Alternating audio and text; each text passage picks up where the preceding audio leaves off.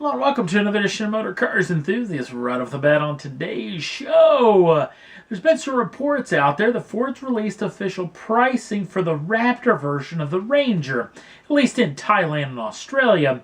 And if you believe the exchange rates on these two price tags, they're claiming that this vehicle could cost anywhere between $55,000 and $60,000 US.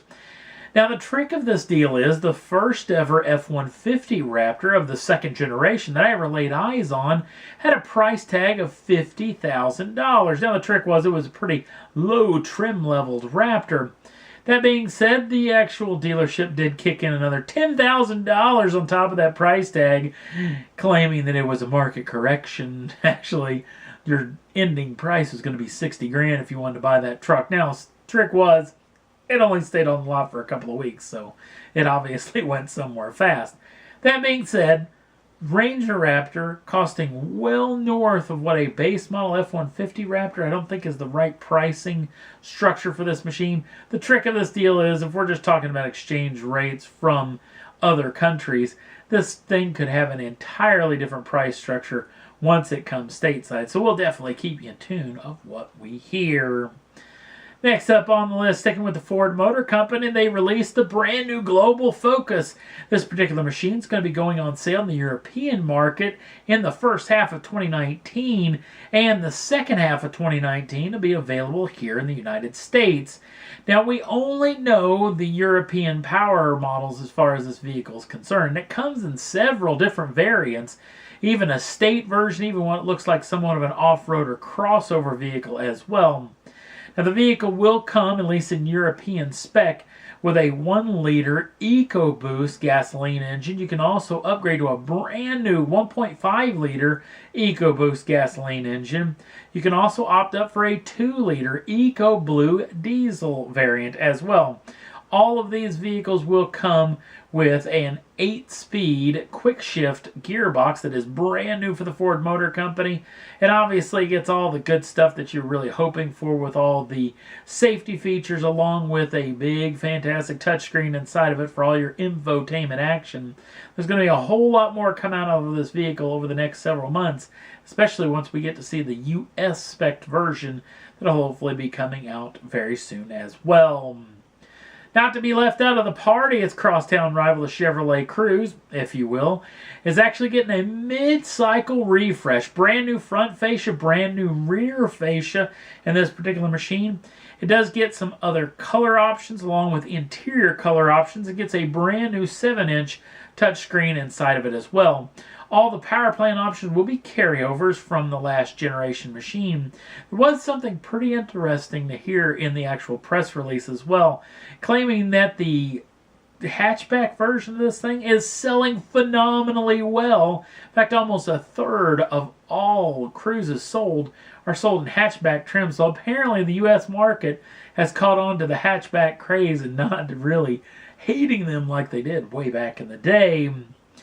Again, sticking with the General Motors products, the Chevrolet Malibu also gets a mid-cycle refresh with brand new front fascia, rear fascia as well. It gets an all-new 8-inch touchscreen inside of it. It gets new interior and exterior options and color list. And for the first time ever, we'll have an RS trim, which does black out a lot of parts and pieces, along with a spoiler and bespoke wheels that are only available in the RS option. Again, both of these two machines, pricing and availability, have been yet to be released. We'll definitely keep you in tune on what we hear. But still sticking with General Motors, even the Camaro actually gets a facelift. Mid-cycle refresh for the 6th Gen Camaro comes out, and they've actually done something pretty unique. This is actually the RS trim version, which is different looking than all other trim models. So if you buy an LT, an LS, or even the RS or the SS, they look quite a bit different from each other. Different rear and front fascia and availability on these vehicles. And for the first time ever, you can get the 1LE, the performance package, on the turbocharged 4-cylinder unit. Now, when you jump up to the SS, you'll definitely be able to see the difference in the front fascia. The SS, all the powertrain options actually are carryovers. Again, new front and rear fascias in these, and they get all new touchscreens inside with new interior options and color options coming out as well. No pricing or availability have been released as of yet, but we'll keep you in tune of what we hear. And next up on the list, let's talk about something that I think is just cool as heck. It's the folks over at Porsche. Porsche, who are rapidly retiring the 919 hybrid race car that has done very, very well over the past several years. What they're doing with this car is they're trimming it out for each specific track that they're going to drag this thing to, along with turn the engine up to 11 to try to reset every lap record in a bunch of major Grand Prix and WDTC competition tracks from all over the planet. They've already done it at Spa-Francorchamps. Down around Spa, they got this thing to lap at 1 minute 41.8 seconds. Yes, that is almost, 4/10 quicker than Lewis Hamilton in the all-conquering Mercedes-Benz Grand Prix car. Now, can you imagine how much downforce actual Formula One car actually makes?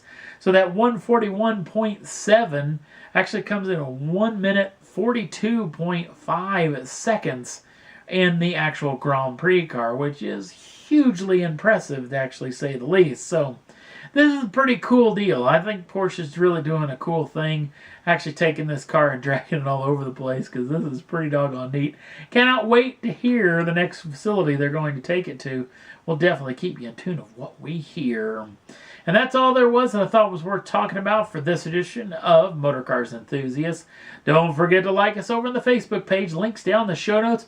Also, if you'd like to subscribe to the channel, you can do so at any time. Get the first dibs in the brand new shows as soon as they come out. Thanks for watching. We'll see you again real soon.